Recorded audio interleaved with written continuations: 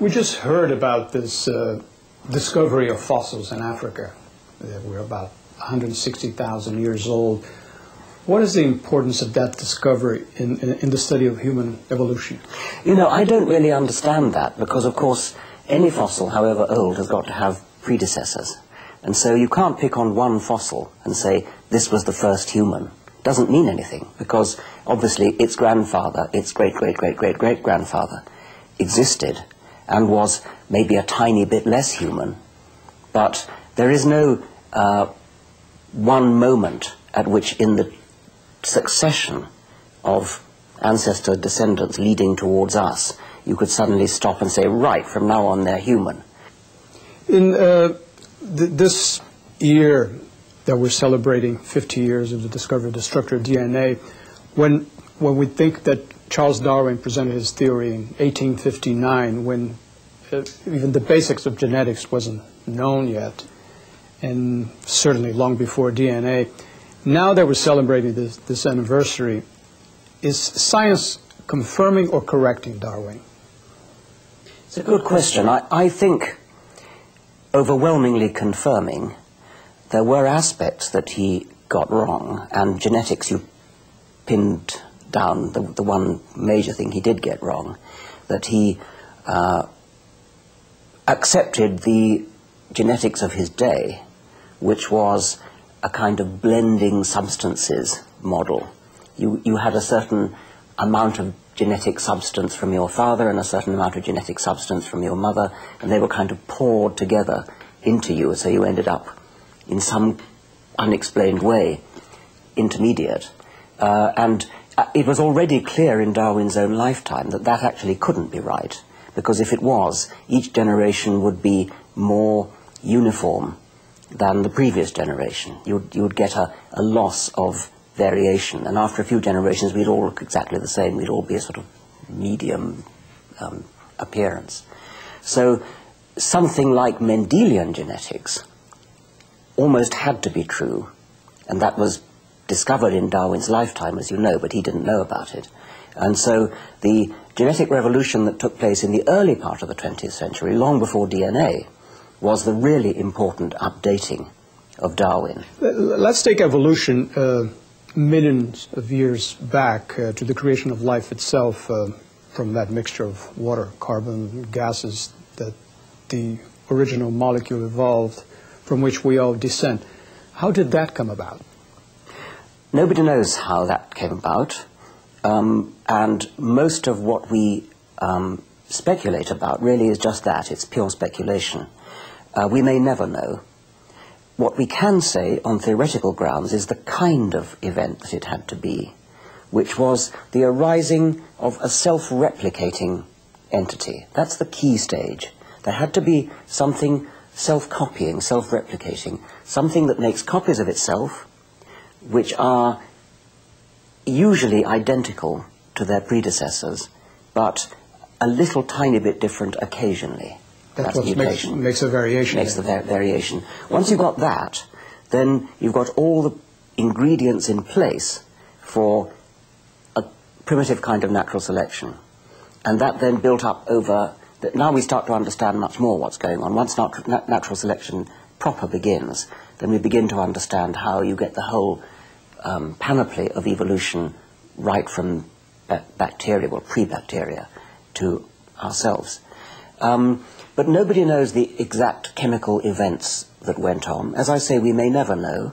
So far, chemists have failed to repeat the events. Chemists who have tried to put plausible chemicals into a test tube or a bottle and shake them up and look for a self-replicating molecule have failed.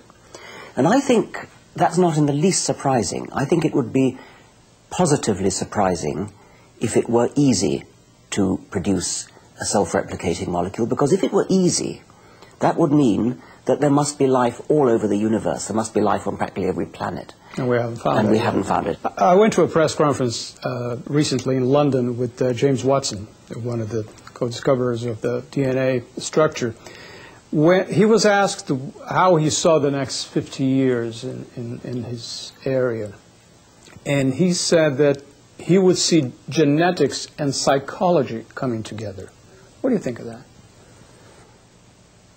Well, that's interesting. I mean, if I'd been asked, if I'd been him asked that question, I think I'd have said, I see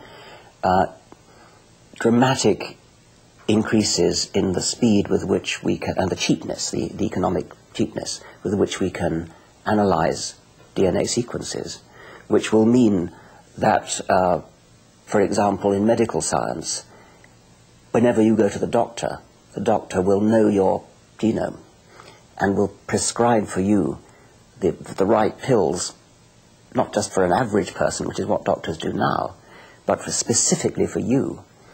I think that'll be a major change. I think in my own field of zoology, evolutionary zoology, it will mean that we shall know once and for all the true tree of life. We shall know exactly the sequence of branchings that led to the diversity of life that we have today, that's a very exciting thing. We now know approximately what the tree of life is like.